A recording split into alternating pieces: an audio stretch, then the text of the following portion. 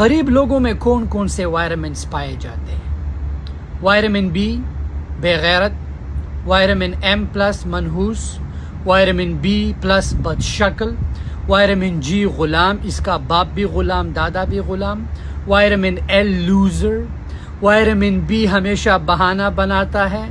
अब गरीब को कौन कौन से वायटामिन्स की ज़रूरत है? वायटामिन एम मनी, वायटामिन जी प्लस गैरत, गरीब में गैरत। तो जी आज हम बात कर रहे हैं इंसाफ की, जो कि कहते हैं कि गरीब लूज़र होता है, गरीब बहाना बनाता है।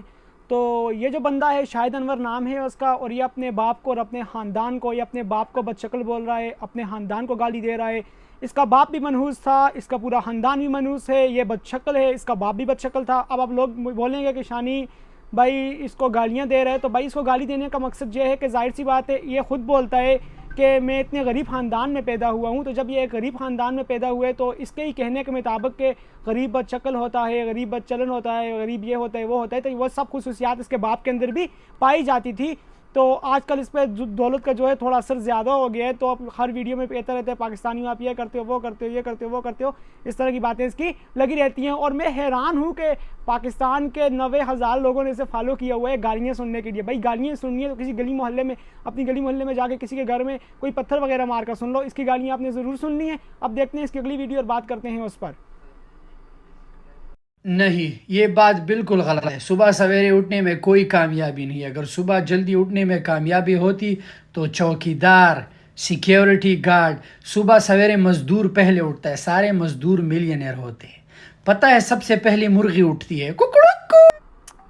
तो भाई अगर सबसे पहली बात तो ये है कि अगर सुबह सवेरे उठने में कोई हिकमत नहीं है तो हदीस में, कुरान में ये बात क्यों आई है कि आप सुबह सवेरे उठें और सूरज निकलने से पहले उठकर अपना जो भी काम है उस पर जाएं और वो काम करें।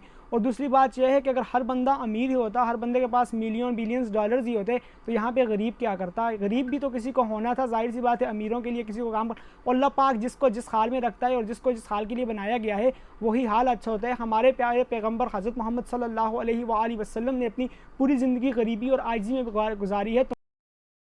बेटा औकात तुम्हारी नहीं $1000 पे करने की, मुझसे बात करनी है, राइट? सो मेरे प्रोफाइल में लिंक है, जाके 1-to-1 कॉल करो। $1000 का है, 60 मिनट का।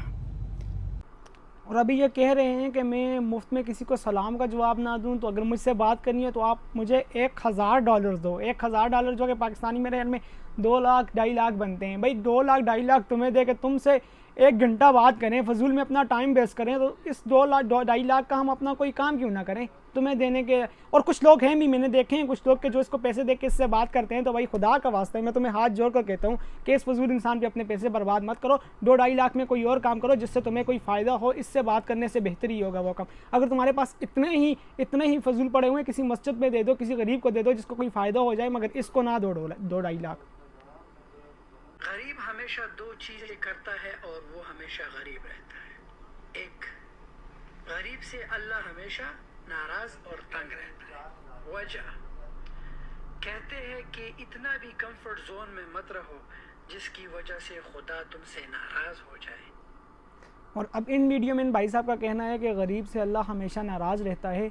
भाई मेरे, अगर आपने कुरान हदीस नहीं पढ़ा तो आपके माँ बाप ने बहुत बड़ी गलती की, आपको वो चीज़ें नहीं पढ़ाई, आपको वो चीज़ें पढ़ानी थी। आपको पैसा कमाना या दौलत कमाना सिखा दिया, मगर आपको ये नहीं सिखाया कि कुरान और हदीस में क्या होता है। हमारे प्यारे पैगम्बर हज़रत मोहम्मद सल्लल्लाहु अलैहि वसल्लम ने खुद फरमाया है कि क़यामत के दिन मेरे साथ मेरी उम्मत के सबसे गरीब लोग मेरे साथ जाएंगे। और आप क्या लोगों को किस गुमराही की तरफ लेके जा रहे हो कि गरीब से अल्लाह नाराज़ होता है? अल्लाह पाक गरीब से नाराज़ नहीं होता, अल्लाह पाक ने खुद बनाया है उसे। और अल्लाह पाक ने उसकी किस्मत में ये चीज़ लिखी है, अगर तुम्हारी किस्मत में या तुम्हारे मुकद्दर में दौलत लिख दी है तो इसका ये मतलब नहीं कि तुम आके ये काम करो, ठीक है? पास जितनी दौलत होती है उसका जवाब इतना ही ज़्यादा लिया जाता है। चले अब मैं तुम्हें एक किस्सा सुनाता हूँ।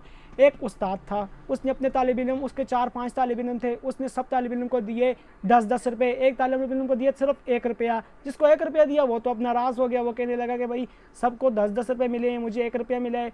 तो उस्ताद ने कहा कि शाम को आप लोग वापस आना, मैं आप लोगों से इस सब जो पैसे जिसको मैंने दिए हैं इनका मैंने आपसे हिसाब लेना है।